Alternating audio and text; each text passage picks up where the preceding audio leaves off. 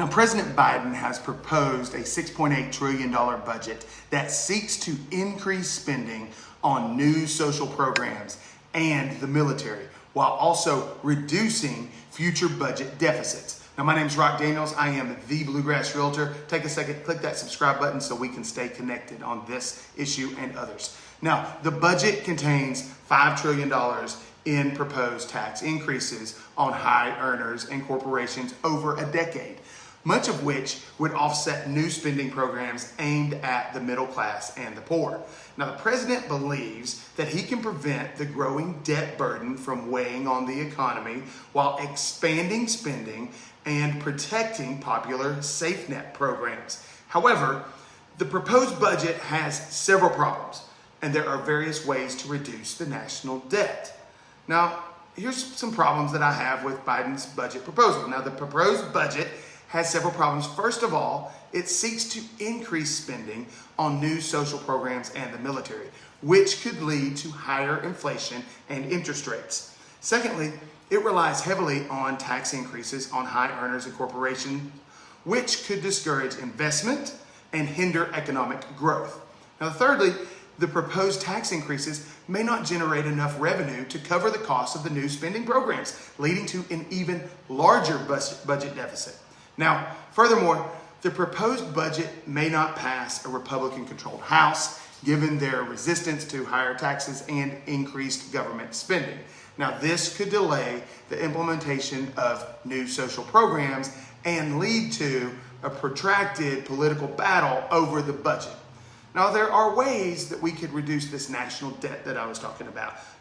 This national debt is ever growing.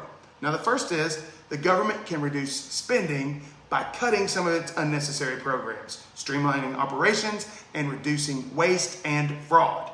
Now, this could save billions of dollars annually and reduce the need for higher taxes or borrowing.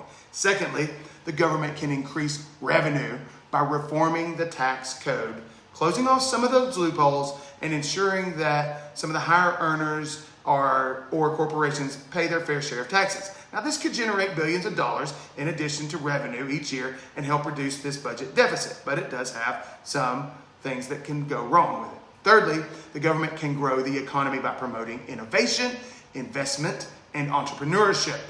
This could increase economic growth, create jobs, and generate more tax revenue for our government. Fourthly, the government can reform entitlement programs such as Social Security, Medicare, and Medicaid to ensure their long-term stability.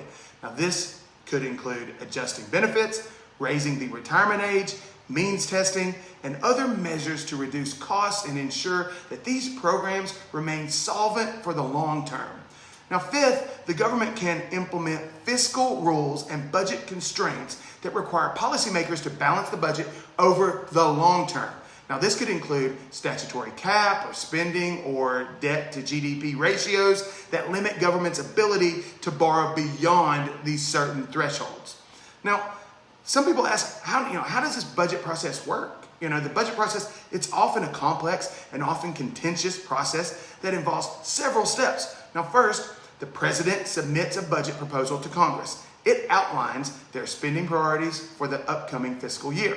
Now, this proposal includes estimates of revenue and spending, projections for economic growth, and policy proposals.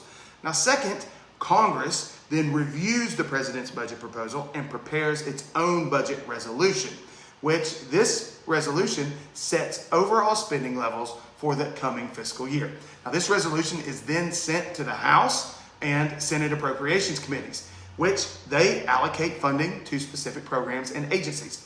Third, the House and Senate must pass identical budget resolutions and appropriations bills, which these are signed into law by the president. Now, if the House and Senate cannot agree on a budget resolution or appropriations bill, the government may then shut down or operate under a continuing resolution until a compromise is reached.